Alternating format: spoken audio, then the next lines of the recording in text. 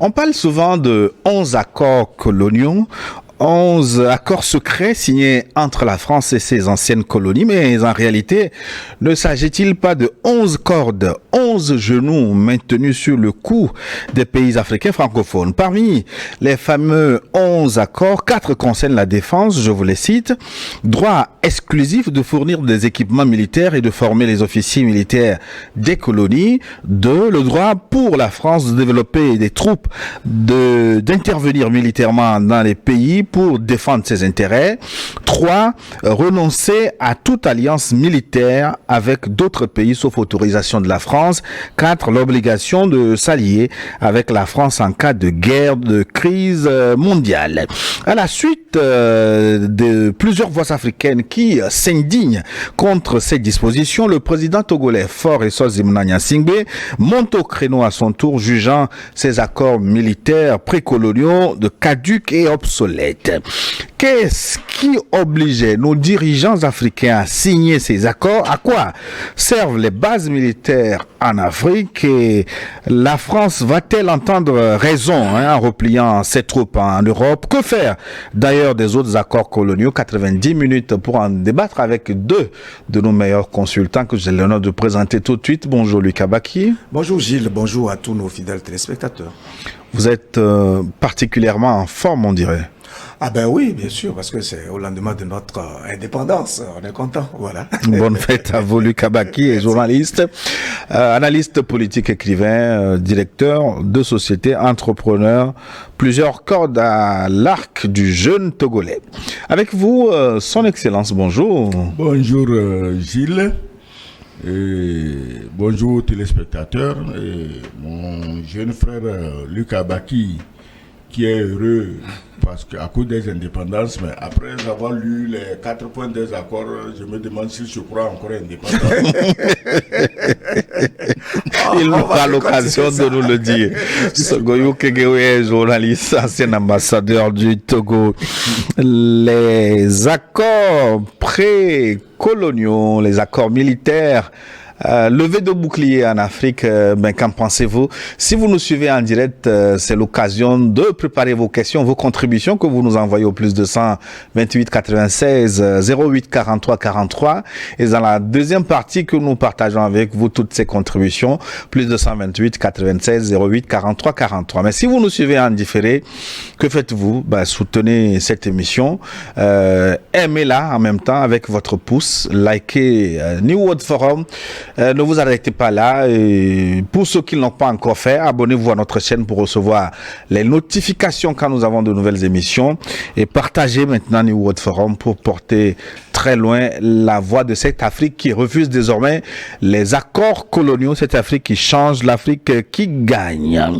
Les 11 accords coloniaux ou précoloniaux font partie, en tout cas les accords militaires font partie des 11 accords coloniaux dits secrets entre la France et ses anciennes colonies. Lucas Baki, en reparcourant ces fameux accords tout à l'heure en préparant cette émission, est-ce qu'on n'est pas en droit de se demander si réellement nous sommes indépendants? Quelle est la nature de ces indépendances que nous avons acquises des mains de la France? Parce que ces accords sont tout simplement scandaleux, si vous voulez que je vous les rappelle avant que vous nous preniez la parole. Les 11 accords secrets signés entre la France et les anciennes colonies. 1. La dette coloniale pour remboursement des bénéfices de la colonisation. 2. La confiscation automatique des réserves financières nationales. 3. Le droit de premier refus sur toutes les ressources brutes ou naturelles découvertes dans les pays. 4. Priorité aux intérêts aux entreprises françaises dans les marchés publics et appels d'offres publics. 5. Droit exclusif de fournir des équipements militaires et de former les officiers militaires des colonies. 6. Le droit pour la France de développer des troupes et d'intervenir militairement dans les pays pour défendre ses intérêts. 7. L'obligation de faire du français la langue officielle du pays et la langue pour l'éducation. 8. L'obligation d'utiliser le français des colonies françaises, l'obligation d'utiliser les monnaies des colonies françaises d'Afrique. 9. L'obligation d'envoyer en France un bilan annuel et un rapport d'état des réserves. 10. Renoncer à toute alliance militaire avec d'autres pays sauf autorisation de la France. 11. L'obligation de s'allier avec la France en cas de guerre ou de crise mondiale. Lucas Baki, pour avoir signé ça, nos pays sont-ils indépendants? Belle question. Partons d'abord du tout premier, où il est question pour nos États de rembourser les bénéfices de la colonisation. C'est bien cela. Ce qui sous-entend que dans l'esprit du colonisateur, la colonisation a été une chose bénéfique pour nos pays. Or, en vérité, revisitons un peu le contexte dans lequel cette histoire de colonisation a eu lieu contre nos États. Voilà des gens qui sont dans leur pays, qui à un moment donné estiment que il faut conquérir le monde. Il faut explorer le monde et voir ce qu'il y a de bon, etc. Et puis ils envahissent nos continents, après avoir dans un premier temps eu à exploiter de façon inhumaine nos sociétés à travers la traite négrière, où on a décimé plus de 300 millions de citoyens africains à travers donc justement ce trafic d'hommes-là pour les exploitations de leurs usines, leur économie, etc., etc. Et donc, ils viennent, ils ne croient pas en leur environnement, ils ne croient pas en leur capacité à transformer leur environnement immédiat, ils viennent conquérir des territoires pour soumettre un peuple entier à un rythme qui est le leur. Ils ont galvaudé toute notre fierté d'existence. Parce qu'à l'époque, avant la colonisation, la fierté de l'Africain était rattachée donc à son environnement, au regard qu'il portait sur son environnement, à sa capacité à transformer son environnement, et à un mode de vie qui est basé sur des valeurs inhérentes à l'espèce humaine, notamment la piété, le sens du sacré, la solidarité. En tout cas, nous avions déjà commencé à dérouler une vie saine qui permettait en tout cas la perspective d'une évolution progressive de nos sociétés. Ils sont venus briser tout cela. Ils sont venus galvauder tout cela. Ils sont venus introduire une autre façon de penser qui a fini par mettre dans nos esprits le doute à notre propre existence, le doute à notre propre fierté d'agir, etc., etc. Et voilà. Au bout du compte, lorsque les consciences ont commencé à s'éveiller, et où il a été question justement d'arracher notre liberté, le colon est encore dans cet esprit où il dit, bon, mais écoutez, c'est vrai, je ne peux pas continuer dans ce même schéma, mais je trouve une façon subtile pour faire semblant d'être parti, mais tout en restant. Donc, avec la complicité d'un certain nombre d'éléments traîtres de nos milieux, ils ont signé ces genres d'accords-là qui nous mettent encore dans une position de dépendance littérale et pratiquement à vie.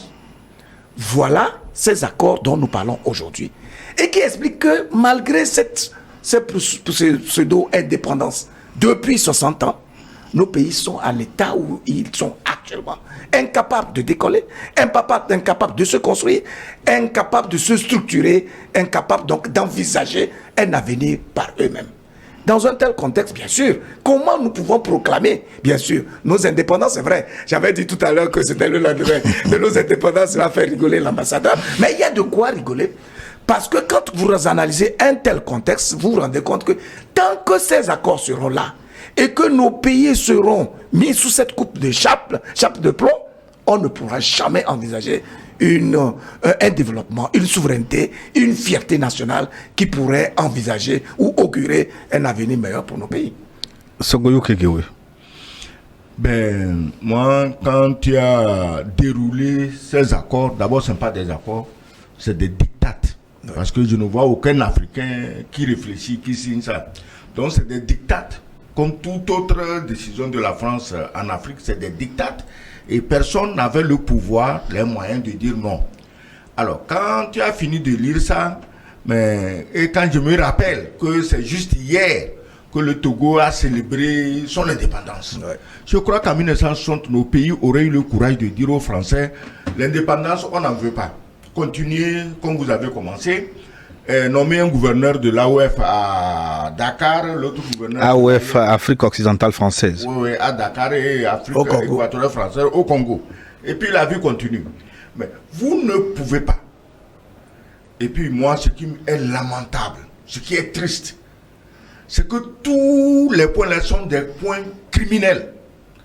Vous ne pouvez pas perpétrer de tels crimes éternellement sur la tête des pays et des peuples pauvres et faibles, et vous proclamez pays des droits de l'homme. Comment vous voulez qu'un pays qui inflige cette torture à des pays retourne dans ces pays pour leur parler de démocratie, pour leur parler de droits de l'homme?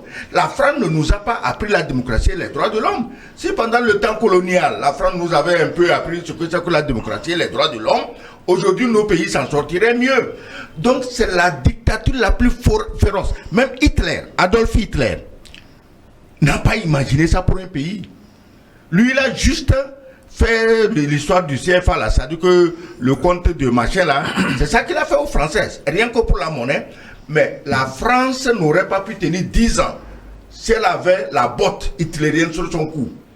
Maintenant, à cela, la France conçoit d'autres choses, ajoute, et on appelle ça 11 accords coloniaux, c'est-à-dire que 11 chaînes au cou de chaque Africain. C'est pas seulement les dirigeants, nous tous, hein. Parce que dès qu'on vous a enchaîné, on a enchaîné vos dirigeants, c'est vous qu'on a enchaîné. Mais on parle de 11 accords secrets. En réalité, est-ce qu'on connaît l'étendue, l'ampleur de tous ces accords? D'abord, pourquoi ces accords devaient être secrets s'ils étaient légitimes? C'est parce qu'ils sont un véritable vol, un véritable pillage, un véritable déni de liberté. Un véritable déni de statut d'homme des Africains, qu'on a fait des accords comme ça. Je dis, ce n'est pas des accords, c'est des dictats. Maintenant, tu as parlé de l'aspect militaire. Bon, en 1960, militairement, la France représentait encore quelque chose, même si elle a eu déjà sa fessée en Indochine, l'autre fessée en Algérie, mais elle avait quand même des petits joujoux qui impressionnaient les nègres. Mais aujourd'hui, si on dit à un pays africain de n'acheter des armes que chez les Français, ça veut dire que ce pays, on l'invite à se dissoudre lui-même, à ne plus exister. Parce que la France n'a pas d'armes. Comment la France n'a pas d'armes? Bon, le volet sécurité, on y reviendra. On reviendra sur ce volet. Parenthèse, oui. Comment la France n'a pas d'armes? La France a envoyé en Ukraine ce qu'elle a de mieux. Le résultat, c'est quoi? La France a participé récemment au dôme de fer de l'Israël pour repousser les... C'est ce qu'elle a dit. Si on te disait de calculer le nombre de missiles et drones iraniens abattus par chaque pays participant, la France, l'Angleterre, les États-Unis, je te jure que la portion des drones abattus par la France te ferait pleurer de pitié. Bon, on va revenir sur le volet militaire. Tant que je demande à Luc Abaki, si nos dirigeants étaient obligés de signer de tels accords, pourquoi ne pas rester sous le joug colonial, comme l'ambassadeur le disait, s'il fallait signer ce genre de choses? Non, je pense qu'il faut bien comprendre le contexte dans lequel ces genres de faits ont eu lieu. J'ai signalé tout à l'heure que la colonisation a consisté à briser le regard que le citoyen africain avait sur la vie, la vision qu'il avait de la vie, le sens du sacré qu'il avait. Donc, ça veut dire qu'à partir de l'instant où on a inscrit dans notre esprit le doute et on a galvaudé nos convictions, ce qui veut dire qu'on obtient des citoyens qui ne s'appartiennent plus et qui ne raisonnent que sur la base de ce qui lui a été introduit dans son esprit. Et je pense que cette carence-là, nous la traînons jusqu'à aujourd'hui. En tout état de cause, à l'époque où ces accords avaient été signés, tous ceux qui avaient la velléité de résister, avaient un instinct de souveraineté, avaient la velléité pour pouvoir réclamer la souveraineté, ont été massacrés de façon littérale. Vous savez, tous nos dirigeants qui ont été assassinés à l'époque. Donc, la France a fait en sorte, a construit une élite galvaudée, qui n'a de regard que pour les intérêts de la France, et qui n'avait pas de choix que de signer ces genres d'accords-là, à vrai dire. Voyez?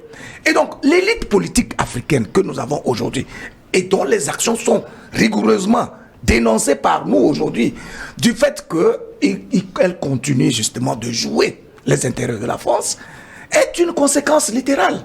de l'éducation que la France a amenée, des principes que la France a développés chez nous et qui nous ont sorti justement des convictions que nous avions, du mode de pensée que nous avions, des règles du vivre ensemble qui faisaient que l'Afrique était quand même une référence par le passé.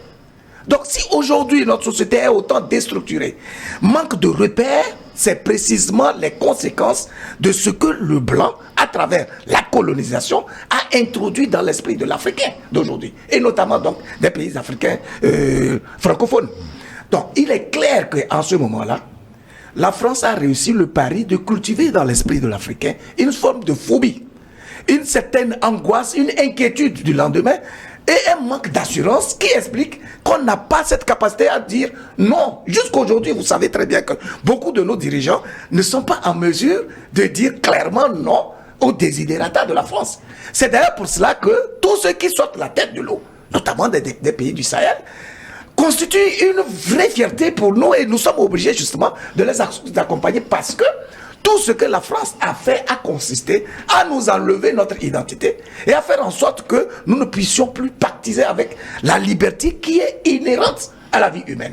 Vous voyez? Donc dans un tel contexte, on ne peut même pas les juger du fait qu'ils ont signé parce qu'ils ne s'appartenaient en vérité pas. Oui. Et c'est le combat que nous sommes appelés à mener aujourd'hui, de sorte à défaire tous ces nœuds-là et donc bénéficier de la liberté. Contexte, on peut comprendre, mais pourquoi ces accords ont-ils duré 30 ans? S'il n'y avait pas aujourd'hui la Russie, il faut appeler les choses par leur nom. S'il n'y avait pas la Russie, tout à fait, qui soutient les pays africains, dont ceux du Sahel, qui veulent leur indépendance, mais Gilles, ça aurait duré encore 1000 ans. Tu n'oserais pas parler, personne n'oserait parler de ça. Parce qu'on est arrivé à une étape où, normalement, c'était à la France de prendre l'initiative. Bon, voilà le contexte de 1960 où je vous ai imposé mes armées. Bon, voilà le contexte de 2020 où on peut gérer les choses autrement. Non! Elle est encore plus féroce que jamais en matière d'occupation, d'exploitation, de pillage, de vol, de mensonges, de manipulation. Donc, personne ne peut te demander pourquoi ça a duré. Qui avait la force de ne pas faire durer ça? Et l'audace. Vous parliez de l'impôt colonial. Mais est-ce que... C'est terrible hein, ce qui se passe. L'ignorance aussi nous tue. Au Togo, mais le président du temps des indépendances avait intégralement remboursé la dette coloniale à la France. Mais dès qu'il fut assassiné, la dette fut réintroduite et payée jusqu'à 1914. Ça veut dire que toi et moi et toi là-bas, nous avons souffert de cela et cela aurait pu même nous empêcher d'aller à l'école et d'être là où nous sommes aujourd'hui. Donc personne n'a le pouvoir. Ces derniers temps, justement, comme il a dit, les seuls qui lèvent la tête pour dire non, c'est pas normal, c'est eux qu'on appelle ennemis de la France. Or, en fait, ils sont les seuls qui donnent encore à la France la chance d'exister en Afrique. Parce qu'un jour viendrait où ce n'est pas un capitaine, un colonel ou un général, mais c'est les populations qui se déverseraient et ce qu'elles feraient ne serait ni ordonné ni discipliné et la France ne pourra rien en déplaise au petit tocard de général Lecointre. Tu vois, un minable comme ça, un minable comme ça parle de reconquérir l'Afrique. Moi, je dis ça ici la dernière fois. Dans 10 ans, l'Afrique va conquérir la France. C'est inévitable. Donc, ce Lecointre-là, il n'a qu'à préparer ses armées et attendre les Africains là-bas. C'est pas ici. Il ne pourra pas venir se battre en Afrique parce qu'il n'est pas le seul. Lecointre a dit ce que pensent les officiels français. Parce qu'un général ne parle pas en l'air. Un général, c'est un général. Il ne parle pas en l'air. Un autre idiot de général avait dit au Tchad, ah, nous avons quitté l'Afrique il y a 80 ans et nous sommes revenus pour encore 100 ans. Pourquoi c'est les Français qui font ça? Moi, je pose toujours la même question. Pourquoi c'est la France? Parce que c'est un pays de nature parasite qui ne peut pas vivre s'il ne suce pas le sang des Africains noirs. Voilà le problème. Ben, Lucas Baki, venons-en maintenant au volet militaire. Les accords précoloniaux dénoncés, notamment par le président togolais la semaine dernière à Abuja, il a estimé que ces accords sont obsolètes, sont caducs. Donc on assiste à une sorte de levée de bouclier. Mais à quoi servent les bases militaires françaises en Afrique? Moi, c'est une logique. Ces bases militaires sont la conséquence directe de l'esprit qui anime en fait les dirigeants français. C'est-à-dire, ils sont dans la conquête permanente, dans l'esprit d'influence, de domination. Puisque les dirigeants français sont convaincus de ce, après avoir fait l'état des lieux, ils sont convaincus de ce que pour être puissants, en tout cas pour compter parmi les puissances du monde, ils ont besoin d'avoir une influence réelle sur les États africains. Et puis c'est vrai. Pourquoi? Parce que quand vous regardez le sous-sol français, il ne dispose de rien, comme ressources minières, ressources naturelles, etc. Et donc, toute l'économie de la France repose sur la supercherie qu'elle a montée en Afrique pour pouvoir puiser nos ressources, pour pouvoir bénéficier de tout ce que nous produisons ici, aussi bien les ressources humaines que les ressources minières, les ressources naturelles. Dans un tel contexte, elle n'a pas d'autre choix que d'amener des militaires qui servent en même temps de sentinelles ou d'épée de Damoclès sur nos dirigeants. Puisqu'il faut que la France ait son œil sur ce qui se passe dans nos États, de sorte que son armée-là devienne une forme, joue un rôle de dissuasion et empêche toute velléité d'affranchissement de nos États. Vous voyez? Donc, la France, à tout moment, vous avez vu toute la difficulté que le Mali a eu pour faire partir les forces Barkhane du Mali. Pourquoi aujourd'hui on parle des États indépendants en Afrique? Et il faut encore raisonner, il faut lutter, il faut batailler pour que les forces françaises puissent partir. Normalement, cela devait aller de soi, puisque en réalité, cette armée-là était venue dans un premier temps pour nous sécuriser. Si on doit s'en tenir à ce qui a été dit de façon officielle. Pourquoi donc aujourd'hui, nous avons nos armées, nous avons la marge nécessaire pour nouer les partenariats qu'il nous faut pour pouvoir construire nos armées, etc., etc. Pourquoi c'est la France qui doit encore s'imposer comme étant la référence militaire pour nos États? Simplement parce qu'elle joue sa survie à travers nos États. Et donc ces militaires-là sont une sentinelle qui essaie de nous influencer, de nous dissuader, de toute envie de nous affranchir de la France. Voilà.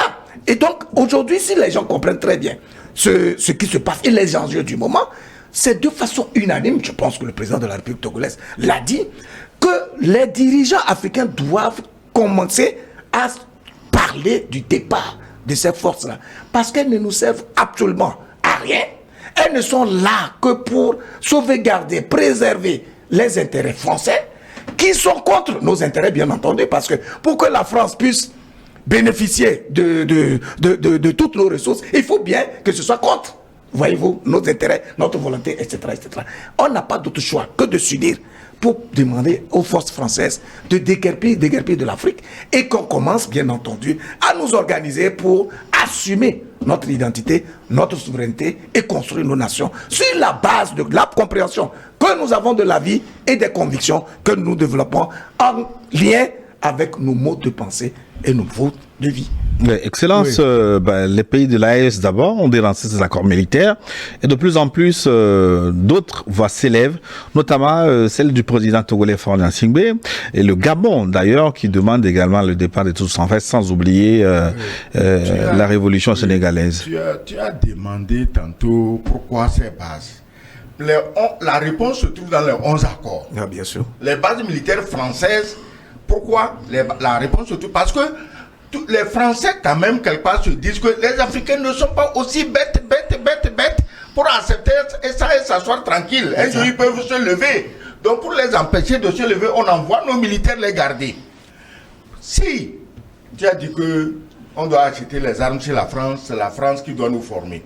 Après plus de 60 ans d'achat d'armes françaises et de formation militaire française, le plus grand larbin de la France en Afrique, donc je cite, c'est pas moi qui l'ai dit, l'affirme, l'avoue publiquement que les terroristes sont plus forts que nos armées. Les terroristes sont mieux armés que nos armées, mais la France devait mourir de honte quand son armée a proclamé cela. Parce que, mais vous dites que pendant 60 ans, on vous laisse le monopole de nos armées. Les terroristes viennent, on ne sait pas, ils sortent d'où. Et ils sont mieux armés que nos armées. Les terroristes sortent, on ne sait pas où on a formé les chefs, les terroristes pour venir se battre dans la savane. Et ils sont plus aguerris que nos armées. Nos officiers que vous avez formés à Saint-Cyr. Mais c'était quoi votre formation, la France? Dites-nous, c'était quoi votre formation pour que votre Bazoum reconnaisse que les terroristes, ils sont plus forts que nous, ils sont mieux armés que nous, ils sont plus aguerris que nous. Vous formez vos officiers là-bas pour quel objectif? Dites-nous si ce n'est pas pour faire la guerre. Donc, les bases étaient là, parce que malgré la soumission de certains dirigeants africains, la France n'avait pas confiance. Il faut leur envoyer des militaires. Regarde bien autour de toi aujourd'hui. Mais les pays où se trouvent des bases militaires françaises ont les dirigeants les plus soumis, les plus obséquieux. Eux, la France ne demande même pas. C'est eux qui chaque matin imaginent qu'est-ce qu'on va faire pour faire plaisir à la France. Pour enchanter la France.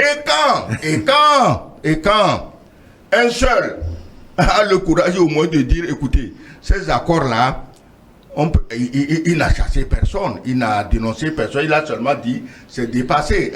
Mais est-ce que vous savez ce que les gens en pensent? C'est pratiquement, si on n'appelle pas au meurtre contre lui. Mais comment vous comprenez ça? Donc, il est temps, on va quelquefois arrêter de critiquer la France pour faire face aux dirigeants qui sont les points de chute de la France en Afrique et qui ont décidé d'esclavagiser tous les Noirs pour le bénéfice de la France. La France n'est pas le seul pays colonisateur, je le dis, je le répète tous les jours. Les Hollandais, les Danois, les Anglais, les Portugais, les Espagnols, tous ont eu des colonies. Qui te parle encore aujourd'hui des colonies portugaises? En Amérique latine, c'est le Brésil qui était la seule colonie portugaise. Le Brésil qui aujourd'hui, à lui seul économiquement, tient tête à l'Union européenne. Pourquoi? Mais si le Brésil était une colonie française, mais il serait comme Haïti, qui est dirigé aujourd'hui par des gangs libano-syriens pour le bonheur de la France et de son allié américain. À 2 pas de l'Amérique, le pays Haïti est en train de se dissoudre. Et quand ils sortent, ils viennent ici, comme ils veulent nous haïtianiser, c'est-à-dire que faire de nos pays ce qu'ils ont fait à Haïti, à démocratie, à droit de l'homme. Quand vous étiez venus là, où était cette démocratie? Où était ces droits de l'homme? Moi, mon père m'a raconté ce qui se passait au temps colonial. On ne parlait pas de démocratie, on ne parlait pas de droits de l'homme. C'est ce que vous nous avez appris, que nous appliquons aujourd'hui. Il ne suffit pas de dénoncer les bases françaises. Nous-mêmes, on doit se ressaisir et savoir qu'est-ce qu'on veut pour nous-mêmes, pour nos populations. Parce que la France a fait ça pour défendre ses intérêts, pour avoir le système social le mieux fourni en Europe, pour avoir tous les avantages. Nous faisons quoi? On ne veut même pas de cadeaux. On veut le minimum pour nos populations. Qu'est-ce que nous faisons pour que nos populations aient ce minimum? C'est ce qui doit être notre sujet. Les bases françaises, au Gabon, ils sont en assise nationale. Et la première chose que la société civile réclame, c'est le départ des militaires français. La question est de savoir, l'auteur du coup d'État france-africain, Oligui Nguema, comment il va réagir? Est-ce qu'il va sortir les militaires français pour tirer sur les Gabonais, pour éviter qu'ils partent? Ou comment il va gérer ça? Maintenant, il y a l'autre ici, chaque fois qu'on chasse un militaire quelque part, il le prend chez lui. On chasse les terroristes quelque part, il les prend chez lui. Ce qu'il ne sait pas, le pauvre, les terroristes n'ont pas d'amis. Compaoré au Burkina, c'était le chef terroriste, patenté, connu. C'est au Burkina, à Ouaga. Pas le chef terroriste, il paraît qu'il avait ses réseaux. J'ai dit, c'était le coordonnateur des terroristes. Pas le coordonnateur, il faisait la médiation avec des groupes terroristes. Des terroristes. C'est à Ouaga que les chefs terroristes venaient se prélasser dans les hôtels 5 étoiles. Et quand l'argent leur manque, bon, ils enlèvent 2 ou 3 blancs qui se promenaient là-bas comme touristes. Et Compaoré se fait fort de les faire libérer avec des millions d'euros à l'appui. C'était une façon indirecte de financer les terroristes. Mais aujourd'hui, le Burkina ne fait-il pas face à la guerre terroriste? Donc ceux qui aujourd'hui déroulent le tapis rouge aux terroristes, quand on les sort, on les chasse, ils traversent juste la frontière, ils restent de l'autre côté et ils narguent les forces antiterroristes des autres pays. Mais ça leur arrivera. Luc Baki, je voudrais qu'on recontextualise les propos du président Théolène Faure-Gnassingbé, donc qui a qualifié ces accords militaires d'obsolètes et de caducs. C'était à l'occasion d'une réunion sous-régionale dans le cadre de la lutte contre le terrorisme. Alors, est-ce qu'il faut faire le lien entre ces accords coloniaux et le développement du terrorisme en Afrique? Mais bien entendu, pour que le Mali soit efficace dans la lutte contre le terrorisme sur son territoire, il a fallu que le Mali dénonce les accords, surtout militaires, et chasse les militaires français, et en tout cas européens. Ce qui veut dire en fait que si nous sommes aujourd'hui des bras cassés dans nos pays et nous n'avons aucune marge nécessaire pour assurer la sécurité de nos citoyens, c'est sans doute parce que la France, par son armée, par sa présence, nous embrigade véritablement. On est d'accord? Donc je pense que la dynamique qui est amorcée dans le Sahel, à travers le Mali, le Burkina et le Niger, est une dynamique qui va s'amplifier. Et nous sommes heureux qu'aujourd'hui, les voix continuent de s'élever, comme celle du président togolais, pour commencer à dénoncer justement ces accords coloniaux-là qu'il qualifie d'obsolètes et donc de caducs. Parce que précisément, c'est contre nature. Je dis à l'instant que la liberté est inhérente à la nature humaine. La démarche des colonisateurs consistait à enlever à l'Africain sa liberté et à faire en sorte qu'il ne puisse pas s'appartenir, qu'il appartienne justement à l'esprit qui lui aura été transmis. Vous voyez? Donc aujourd'hui, je pense que l'ambassadeur a abordé quelque chose de très important. Le défi pour nous n'est pas de dénoncer simplement les accords coloniaux, etc. Mais c'est de voir qu'est-ce que nous avons à faire pour pouvoir garantir à nos États, à nos populations, l'épanouissement nécessaire. Parce que la vocation du dirigeant, sa responsabilité, ça dit sa raison d'être, est précisément de travailler pour l'épanouissement de son peuple. Qu'est-ce que nous avons à faire fondamentalement? Le défi est d'autant plus grand. Pourquoi? Parce que à travers le travail qui a été fait de galvaudage, de reparamétrage, de configuration de nos esprits, notre élite politique est complètement dégradée. Elle n'a même plus, elle n'incarne plus les valeurs qui sont les nôtres et qui permettent de vivre ensemble. Je vais prendre un exemple.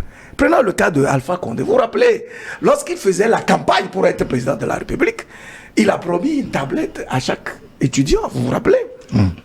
Le slogan était à chaque étudiant une tablette. Maintenant, il devient président. Et puis, les années passent, il n'y a pas de tablette. Qu'est-ce que les étudiants font? Ils réclament leur tablette. Et vous avez vu avec quel iré il s'est soulevé contre ses étudiants, ses propres citoyens, sur qui il s'était appuyé hier pour pouvoir devenir président. Tout ceci est symptomatique de quelque chose.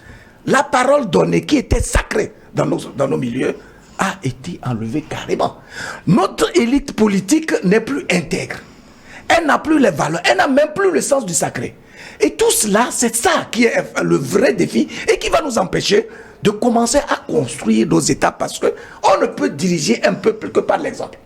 C'est en cela que l'attitude des dirigeants actuels du Sahel est salutaire.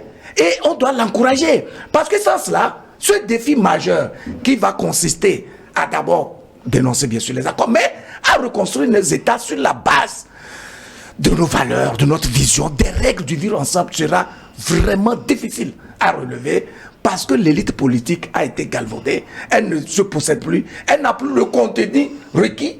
Et donc on voit plutôt, on assimile aujourd'hui la politique à la fourberie, au mensonge, au dribble, en tout cas tout ce qu'il y a de frélaté et qui empêche justement aux citoyens d'avoir des modèles inspirants à travers lesquels ils pourront justement s'inspirer pour pouvoir se construire et devenir des fiertés pour leur nation. Sogoyou Kegewe, que faire de ces accords coloniaux? Ne faut-il pas une déclaration solennelle et publique de tous les pays d'Afrique francophone, une déclaration pour abolir ces accords coloniaux? Pour faire cette déclaration de tous les pays d'Afrique francophone, il faut avoir des dirigeants panafricanistes. Voilà. Or, il y en a qui sont en concours pour dégager le plus francophile. Voilà.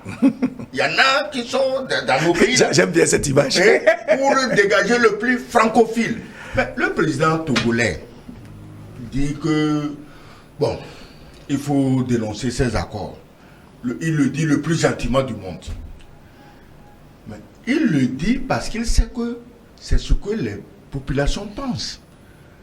Et pas seulement les populations du Togo.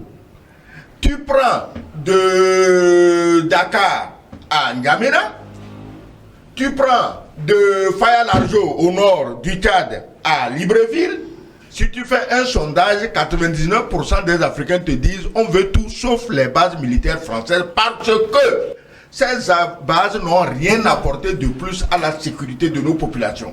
Le seul fait d'armes des militaires français en Afrique, c'était d'avoir dégagé un putschiste au Gabon pour ramener Léon Mba au pouvoir pendant qu'on avait déjà apprêté dans le sac son successeur Omar Bongo.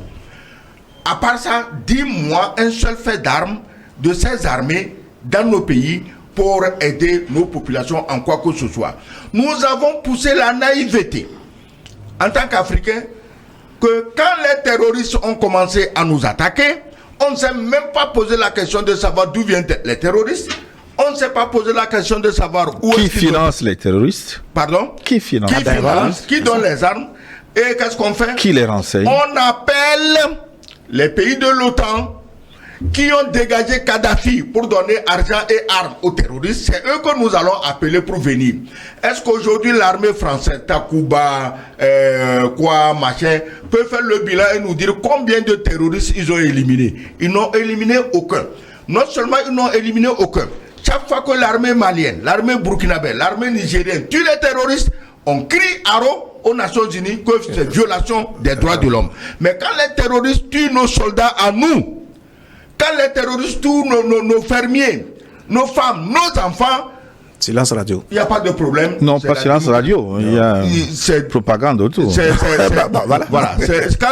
Là, c'est démocratie et droits de l'homme. Donc, ces pays-là ont compris. Ils savent que tant qu'ils ne dégagent pas la France ou l'OTAN, mais ils n'auront jamais la paix. Donc, je dis que si aujourd'hui, au Tchad, on marche contre l'armée française, au Gabon, on marche contre l'armée française. Au Sénégal, je peux dire que l'affaire est déjà dans la poche. Et qu'il le veuille ou non, la base de Wakame... Mais l'affaire va au-delà des bases des militaires qui sont présents. On parle de droit exclusif de fournir des équipements militaires, de former les militaires, le droit pour la France de déployer des troupes et d'intervenir militairement quand ils le souhaitent. Les troupes et interviennent militairement. Vous n'avez pas le droit de vous allier à d'autres puissances. Non. Donc l'affaire va au-delà. La France intervient militairement et déploie les troupes pour soutenir les terroristes, comme ils l'ont fait au Mali. Je le dis parce que le Mali a un rapport à ce sujet qu'il a amené aux Nations Unies que personne n'a voulu écouter. Donc, si vous laissez la France déployer des armées dans vos pays, c'est pour venir renforcer les terroristes. Ça, c'est un. Et tu parles d'armes, d'acheter exclusivement les armes françaises. Mais tu plaisantes? Pourquoi les terroristes sont mieux armés que nos soldats qui ont été formés et fournis, équipés par la France? C'est parce qu'ils ont des armes. Les sous-titres de Kadhafi, ce n'étaient pas les armes françaises. Kadhafi savait acheter les armes. Et il y avait dedans des Américains, des Allemands, des Coréens, des Chinois, des Iraniens. Kadhafi avait tout.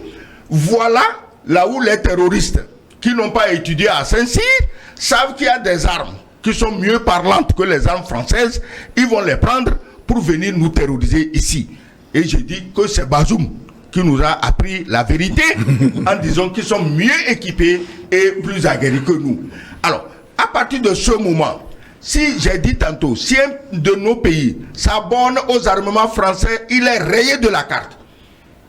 Il est rayé parce qu'il ne peut pas tenir.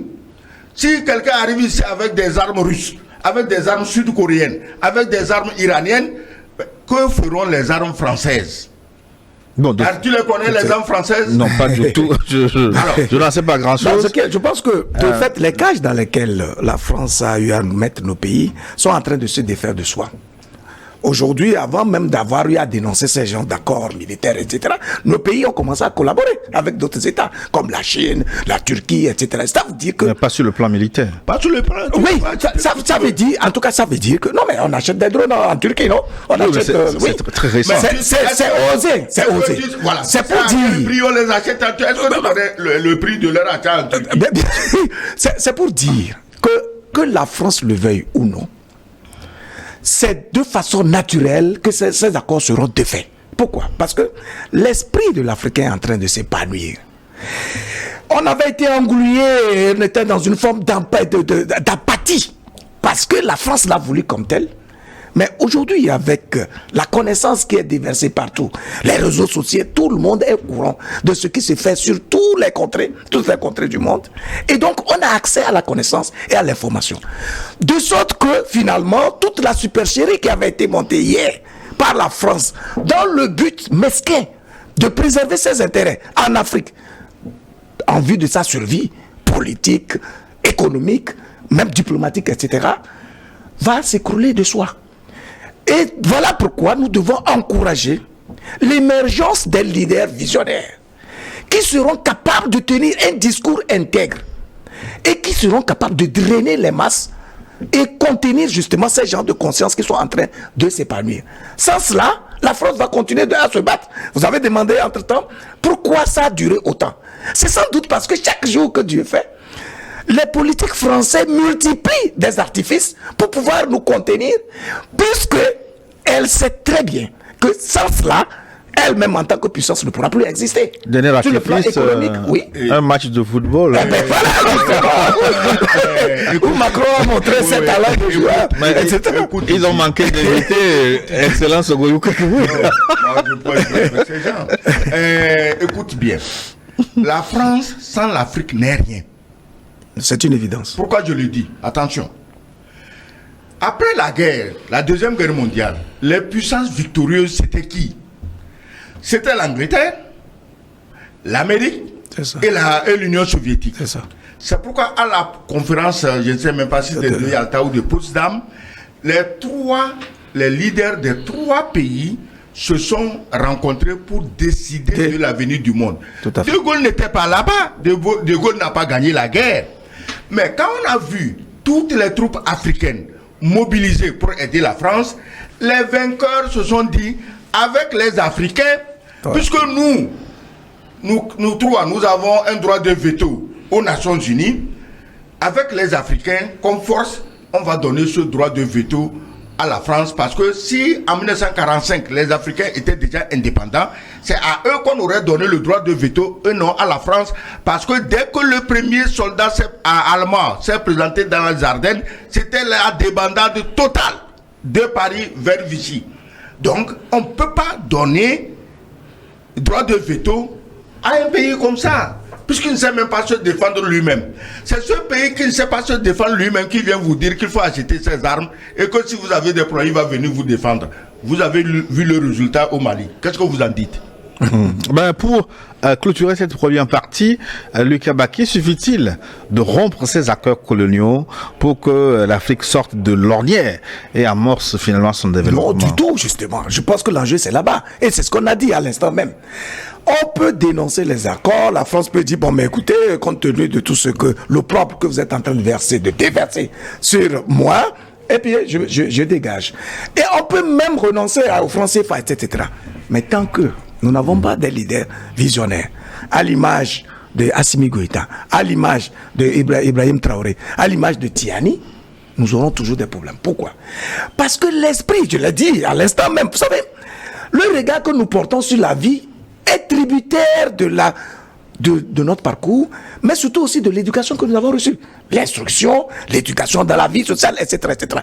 L'élite politique a été formée pour l'essentiel où? Dans les écoles françaises. Et l'expérience politique est dégagée d'où? De tout ce que la France nous apprend. C'est pourquoi nos constitutions et tout ce que nous avons comme modèle de gouvernance est complètement plaqué sur ce que la France préconise comme système de gouvernance. Dans un tel contexte, même si on chasse la France aujourd'hui, et nous n'arriverons pas à faire émerger des visionnaires qui comprennent que ce qui doit compter en premier, ou la seule richesse sur laquelle le dirigeant doit pouvoir compter, c'est l'être humain, c'est-à-dire son citoyen, on aura des problèmes. En fait, le système capitaliste occidental a fait en sorte qu'on donne primauté à l'argent, au matériel, au bien matériel, en lieu et place de l'être humain qui en est normalement l'auteur, qui est capable de fabriquer tout cela. C'est pour ça que vous allez voir que notre élite politique prône quoi? L'accumulation en lieu et place du sens de partage. Vous voyez? Lorsque vous avez une connaissance, logiquement, Le réflexe naturel qui doit pouvoir vous venir, c'est de pouvoir partager. Je crois que c'est ce partage que nous sommes en train de faire à travers ces genres d'émissions où nous analysons des choses et qui permet justement aux autres d'éveiller les consciences et tout. Cet esprit de partage était un des principes essentiels dans le mode de vie de l'Africain. Aujourd'hui, quand vous regardez l'attitude de notre élite politique, même de ceux qui détiennent l'économie et tout ça, qu'est-ce qu'on fait? C'est l'accumulation. Or, dans un tel contexte, vous êtes en train d'abrutir justement la masse sociale qui en fait crée la richesse nationale à travers son labeur. Vous voyez? Donc c'est pour dire que oui, au-delà de cette dénonciation, au-delà de ce que nous, du préjudice que la colonisation, les accords coloniaux, etc., ont eu à causer sur la vie de nos États, il est besoin pour le citoyen africain aujourd'hui de travailler en sorte à avoir des leaders qui soient capables véritablement de se prendre pour le meilleur devenir de leurs citoyens et faire en sorte à faire émerger la confiance en soi, l'envie d'être de l'autre, en tout cas la complicité, toutes les valeurs qui caractérisait l'Africain. Et c'est ça qui pourra faire évoluer de nos États. Sinon, bon. Ouais. Une pause s'impose pour des impératifs commerciaux. Le temps va vite. On se retrouve dans quelques minutes pour la suite de New World Forum et les téléspectateurs. Je le vois là sous mes yeux. Les messages sont très nombreux. Je vais les relayer tout à l'heure. À tout de suite. Hein.